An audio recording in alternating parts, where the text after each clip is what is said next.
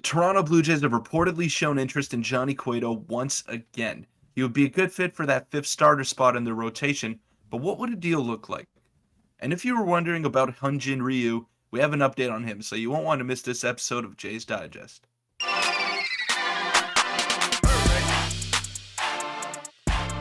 What's up, Jays fans? I'm your host, Peter Vryonis, alongside host Nick Gosse.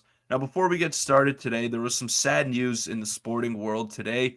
Pele, a soccer legend, passed away at the age of 82 years old, widely regarded as one of the greatest to ever do it.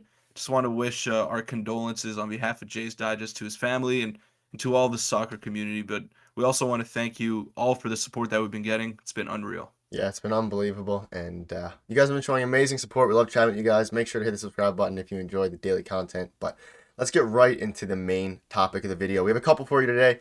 First one is the Blue Jays are pursuing Johnny Cueto now. We've spoken about him on the channel a few times about wanting to pursue him. Now he would be a decent option. I know, Peter, you haven't been super high on him, which is, understandable. We'll talk about that a bit more, but a report dropped by MLB Scoop saying the Blue Jays are interested in starting pitcher Johnny Cueto, followed by another a tweet by Blue Jays Nation. The Blue Jays apparently have interest in Johnny Cueto.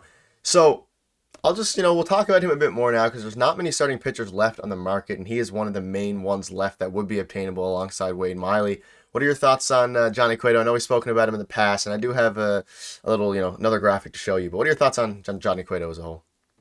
Yeah, I'm not extremely high on him, but you said it yourself. The market's really drying up, and there isn't much left out there on in free agency when it comes to starting pitching. I mean, Nate Eovaldi is gone, Corey Kluber is gone, and those are two guys that could have been realistic options for the Toronto Blue Jays. Now, Johnny Cueto, you know what you're getting out of him. He doesn't strike guys out anymore. That's not a part of his game, but he'll throw a lot of innings and he'll get you quality starts as well. So he threw 158 innings in 2022 for the Chicago White Sox, and I feel like you could still replicate that because he doesn't rely on velocity anymore. He's very deceptive in his delivery. He's got like the herky jerky delivery and all the pump faking. I don't know what you call it, but the hesitations, and he'd be a good fit as the fifth starter, considering that there's not much left.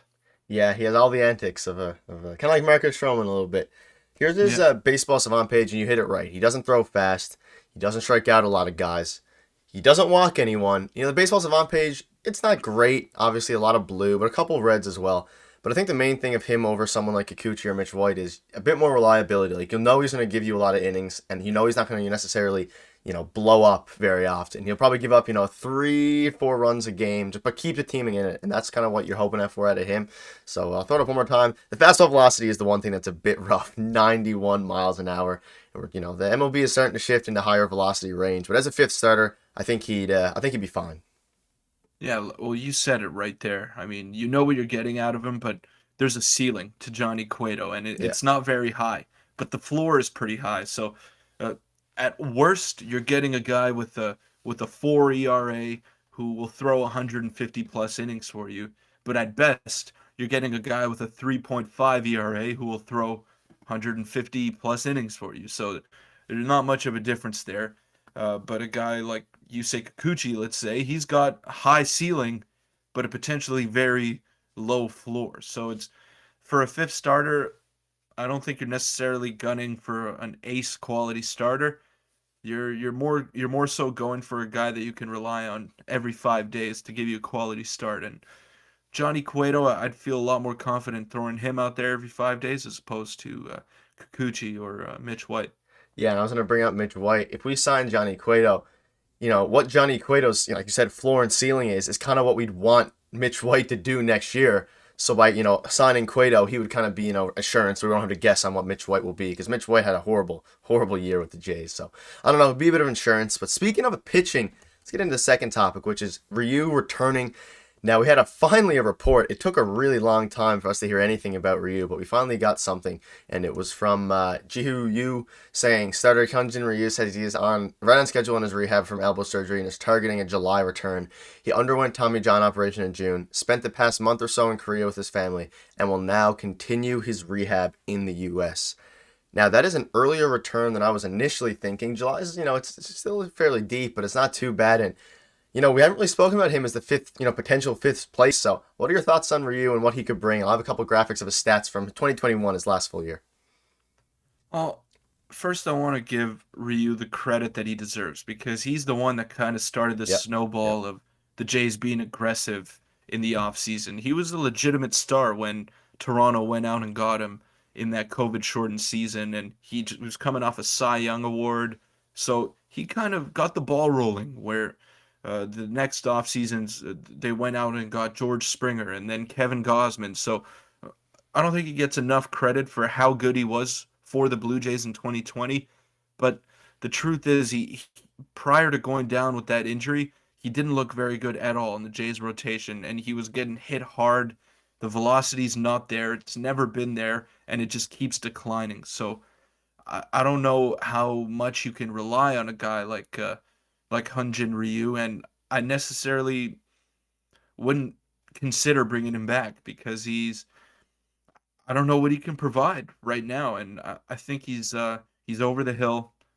He might be done, but I still want to give him the credit for being as good as he was for as long as he was. Yeah, I think they probably maybe give him a start and just see what he's looking like. But I feel like the most realistic Maybe. option here is a long man out of the bullpen if he's feeling up to it. I think that might be the longest option, or maybe just sit him out, and it depends. But we'll throw up his stats, and there's a chance he comes back and could be a great pitcher. Obviously, in 2019 he was elite with the Dodgers, signed with the Jays, had a great 2020, had a pretty poor 2021, but all the same. If we had a fifth starter lefty with his stats from 2021 when he was healthy, you'd kind of take that, a 4.37 ERA in 170 innings. But 2022, he was riddled with injuries, had the down year, and really was not too serviceable out there. And this is 2021 stats from his last full season. A lot of blue in the baseball savant page. Obviously, doesn't walk a lot of guys, but there's not much. Even in his 2021 year, there wasn't much to look forward to necessarily. That being said, he's still getting paid 20 million, so maybe they'll give him another chance to at least start. But I think it completely depends on how the other moves we make if we're going to get a better fifth starter and go from there. Well, you see it right there. That was his 2021 season, and his command was still fairly good, Yep. and he wasn't hanging changeups and curveballs. But I don't know if you have his 2022 or if the sample size is It too was too small to. small, but it would be Yeah, worse than exactly. that. So, but his command was just non-existent when he did pitch this past season, and he was hanging changeups, and you can't do that when you throw 86, 87, 88 miles an hour. Just it's not going to work. So he was getting hit hard all year long in the AL East against those power hitters in small ballparks. So I just I don't know. I don't think he's the same pitcher anymore. He doesn't have the same command that he used to, and I don't think he's a better option than Yusei Kikuchi, even if he's healthy. And that's a problem. The Jays need to address that. Yeah, and Kikuchi at least has velocity, which obviously Ryu doesn't. And Ryu relied on his control, and you can see here. Oh, that's the wrong screenshot, giving you a sneak peek. Like you said, there's not much there left anymore with above a 5 ERA in his last full season. But shout out to him either way. He had a phenomenal year in 2020. He began the culture change that the Blue Jays were Mhm. implanting. But let's get into the third topic of the video, which you kind of saw a sneak peek, which is a potential AJ Pollock to the Blue Jays. Now, I'm going to throw up this screenshot by two different sources. Not really sources, it wasn't more so a report, but obviously he's one of the main people left, and his name keeps getting linked. And I'll show you the first one here. This is by an MLB writer, I believe. He gave his predictions for where he thinks people will go, and he has Toronto landing AJ Pollock. Now, I would love to see Pollock. We spoke about that before, and this is a guy from Jays Red Show. It's becoming clear that Pollock is the lefty mashing outfielder the Jays need to balance out the roster. So with people starting to say he should go to the Jays. Smoke is starting to pick up. Where there's smoke, there's fire. What are your thoughts on potentially AJ Pollock? We've spoken on him in the past. I think he'd be a perfect fit for the team. He'd be the perfect platoon guy, the perfect platoon bat. He hits lefties very well. Like if you look at his overall numbers from last season, it's nothing spectacular. 245 batting average, 14 home runs, but a lot of that damage came against lefties, and his OPS was, I believe, 800 plus against lefties. So if you can get Pollock, who's battle tested, who's won a World Series with the LA Dodgers as well, and a Gold Glove, guy can play three outfield positions. He's versatile, and you're getting him to platoon with Varsho and Kiermaier. That puts you in a good spot. You don't have to rely on those two guys to hit lefties all the time, so it gives them a break as well. And he's not a horrible defender either, so it would be I'd be very happy with an AJ Pollock signing. Yeah, it's the type of move that you make to get depth that helps to win the World Series in the long run and keep your players healthy as well. So you don't have to throw the same guys out there every day. Give Kiermaier a day off, Rusho a day off, and obviously Springer will need his fair share of days off as well. And if he does go down, hopefully not, but if he does have like a couple weeks injury, having him in the outfield just to balance out the lineup would be very helpful. But I agree. Hopefully we can get him, and it's very interesting to see that we are interested in him. And we'll move on to the final topic, a very quick one for you guys today. Just a quick free agency update, and it's more so on the trade front. So not necessarily free agency, but the trade front, which is kind of the off-season update. And it is that Miami's had ongoing conversations about trading starting pitching. A ton we have heard this month, but they are adamant in requiring a major upgrade to the 2023 lineup in any deal for their pitching. They are not chasing prospects. Now, obviously, Miami signed Jean Segura there recently, which is the free agency update that we'll give you guys today. But regarding the trade update, seems like they want major league talent if they're going to make a trade for now. We're going to pop it up one more time. We're thinking about Pablo Lopez regarding the Miami Marlins. So what are your thoughts on maybe a major league piece we could give up? I don't really know if they want major league pieces who we'd be willing to give up anymore. But I don't know. It was interesting that this came out. Well, you just said it right there. The Gene Segura signing kind of closes the door, I think, for the Toronto Blue Jays because they don't really have a surplus of any other position besides second base. And look at their middle infield now. It's Gene Segura and Jazz Chisholm.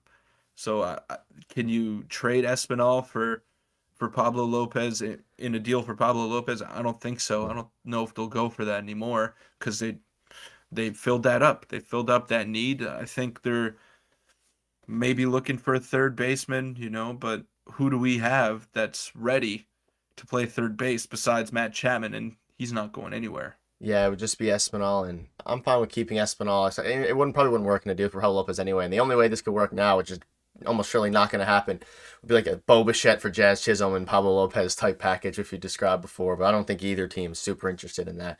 So maybe the Pablo Lopez rumors are going to be died down now for the rest of the season, or they change their mind once they realize they're not going to be able to compete and they trade him at the deadline for prospects, which I feel like is the most likely case scenario there. But it was interesting. And you guys' support has been also very amazing. We're going to go live over the next couple of days, and that'll wrap up the video. Thank you guys for watching, and we'll see you guys tomorrow. Thanks.